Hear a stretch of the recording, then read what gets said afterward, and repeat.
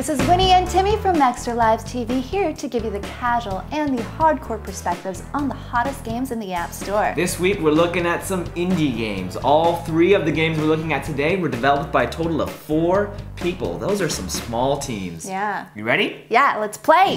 BitPilot is a 99-cent dodge asteroids in space game by Gage. What's the game about? You dodge asteroids in space? This genre of games is actually really well represented on the iPhone. In fact, we're reviewing another bullet dodger in this episode. So, does BitPilot manage to stand out in the crowd? It sure does. For me, 3 things set this game apart and above other games in its category: the controls, the art, and the music. The music is a collection of sick chiptune pieces by Saberpulse. As you play, you unlock more songs, which is definitely awesome. I kept the game open on the menu to listen to the music while I wrote this review. The game's pixel art style is also a great plus for me. Unexpected bonus? iPhone pixel art games like this one, blown up on your iPad, look great. If everything in a game has a hard edge, scaling ×2 doesn't matter. Finally, designer Gage has created a really cool control mechanism. I love space games where movement is inertia-based, like in actual space, and of course the arcade classic Asteroids.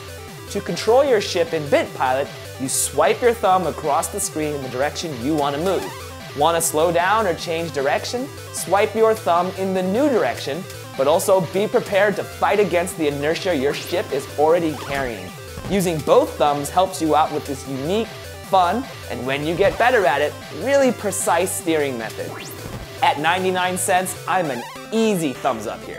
Well, the controls are definitely very hard to master in the beginning, but once you get used to it, it's a lot of fun. So for 99 cents, thumbs up. Clayton Chelmo and about a bajillion others requested Tilt to Live by One Man Left. Tilt to Live is an awesome obstacle avoidance game where you control an arrow on the screen by tipping and tilting the device in order to avoid evil red dots. These guys chase you around relentlessly, but you get your revenge on them via some pretty amazing power-ups. You can get shields, black holes, missiles that surprisingly add a decent amount of strategy to the game too. Plus, they're pretty to look at.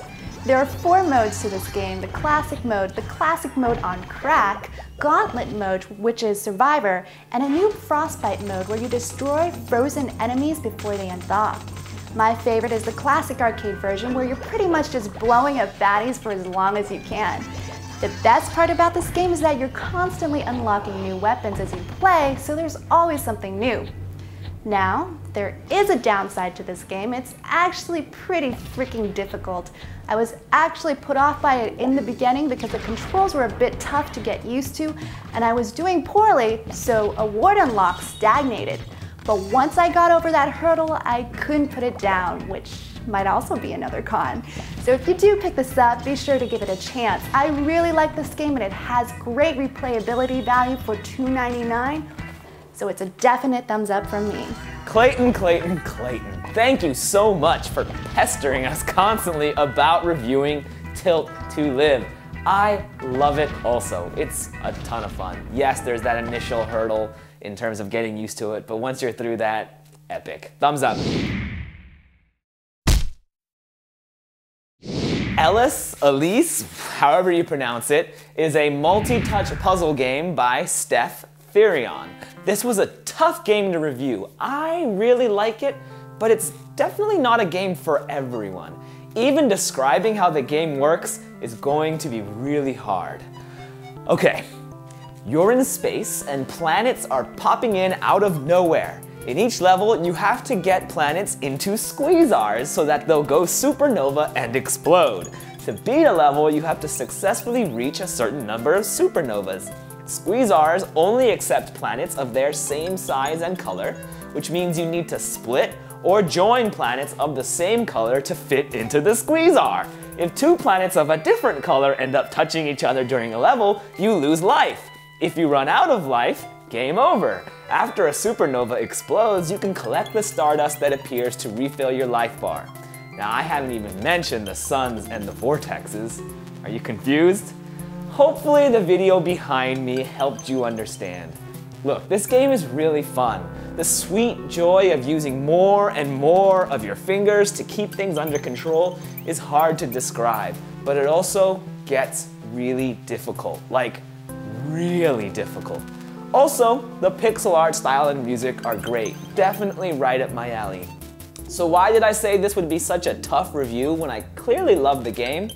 It costs $5 and only has 25 levels plus 1 bonus level, and most people will have to stop at around level 15 because of the sheer difficulty.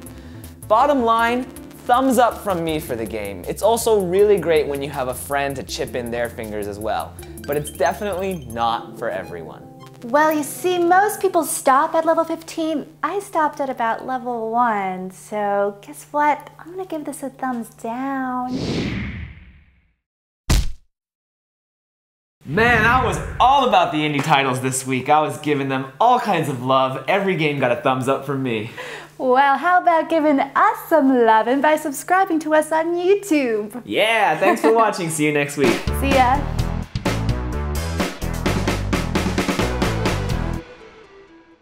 Let's play.